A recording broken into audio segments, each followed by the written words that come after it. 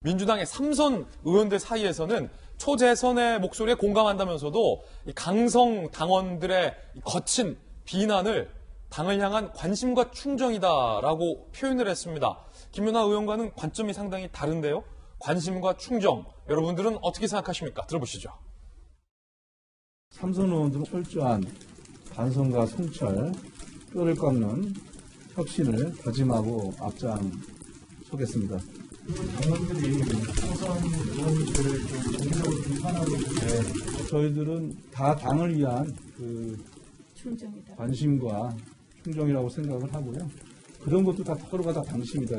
더 소통하고 더 존중하고 함께 의견들 모아나가도록 초경환 간담회에서는 조국 장관 사태에 대해서 의견이 나왔었는데 별도로 언급하지 않았습니다. 문의가 아예 없으셨나요? 조국 사태에 대해? 네, 별도로 언급하죠.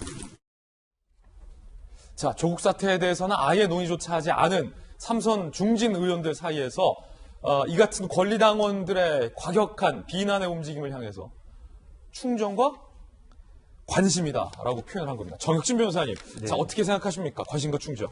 일단 앞뒤가 안 맞는 것 같아요. 왜냐하면 공감을 한다라고 하면 그렇게 공격하는 것에 대해서 이거는 좀 잘못된 것이 아니냐, 문제가 있는 것이 아니냐, 그렇게 나가는 것이 일반적인 그 흐름일 텐데 그 공격하는 것도 인정을 하고 그 다음에 이제 이렇게 그 초선 의원들이 이야기하는 것도 인정을 하고 그거는 과연 어떤 말인가 그런 생각이 드는데. 오영환 의원이 페이스북에다가 그 글을 올렸어요. 글을 올려서 제가 한번 쭉 봤더니 그런데 그 오영환 의원이 어떤 분이냐 제가 찾아봤더니 더불어민주당 영입인재 5호였어요. 그래서 2020년 1월 작년 1월 달에 조국 사태 관련해서 이런 건 관행인데 너무 지나치게 부풀려졌다. 두 번에 걸쳐서 강조한 거죠. 너무 지나치게 부풀려졌다라고 비판을 했었단 말이에요. 그런데 요번에 올린 그 페이스북 그 내용을 쭉 보니까 본인은 어떻게 생각을 했느냐.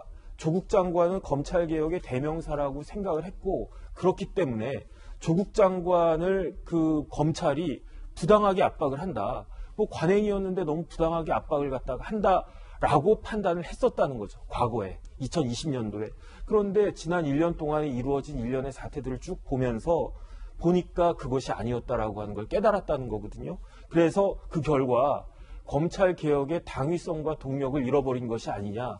그 다음에 그 페이스북의 결론은 뭐냐면은 우리는 반성해야 된다. 남의 탓을 하면 안 되고 언론 탓, 야당 탓, 젊은이 탓 하면 안 되고 우리가 잘못했다라고 하는 것을 인정을 해야 된다. 그것이 요번에 드러난 요번 재보궐선거에서 드러난 민심이다라고 결론을 맺었는데 저도 굉장히 공감을 갖다 했거든요.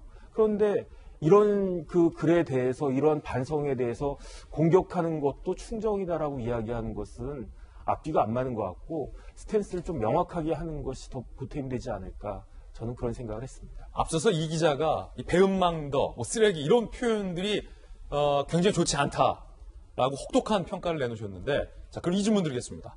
배은망덕이다, 쓰레기다라는 표현도 관심과 충정이다라는 삼선 중진 의원들의 코멘트 혹시 무엇을 떠올리셨습니까?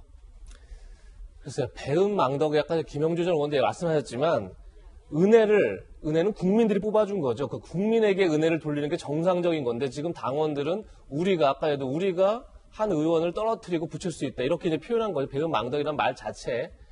그런 점에 있어서 굉장히 어떻게 보면 이 민심에 그러니까 이번 보궐선거를 통해서 민심의 준엄함을 깨달았고 그렇기 때문에 성찰과 반성의 시간을 갖는 건데 거꾸로 지금 얘기를 하고 있는 거죠. 그런 점에서 이제 굉장히 논란이 큰 그런 발언이 아닌가 싶고, 물론 이제 당연 다양한 의견이 존재하고 강한 의견도 존재하는 거죠. 그런 점에서 뭐 충정이다 이렇게 표현하는 것 자체를 문제 삼을 수는 없다 이렇게 볼 수는 있지만, 여전히 지금 친문 강성 지지층들을 뭐 문재인 대통령이 양념이라고 표현했었고 이낙연 전 대표는 에너지원이라고 표현했었는데 여전히 양념이냐 에너지원이냐 아니면 노무현 정부 당시에 초대 정무수석이었던 유인태 전 의원은 이렇게 표현했죠. 오히려 중도층의 등을 돌리게 만드는 당의 부담이다 이렇게 이런 식의 이제 표현을 했었는데, 부담인지를 이제 선택해야 할 때가 왔다 이런 생각이 들고, 네.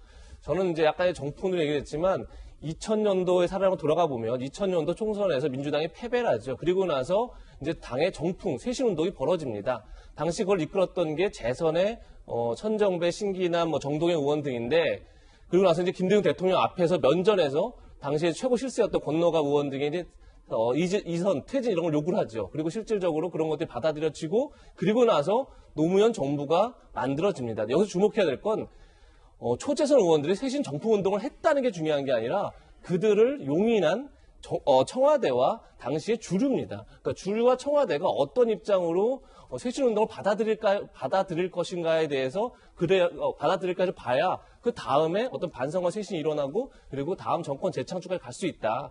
그런 점에서 지금 이제 아까도 얘기했지만 당 지도부, 그러니까 민주당의 주류와 당 지도부가 어떤 입장을 취하냐가 저는 다음 정권 재창출과 직결된다고 생각이 듭니다.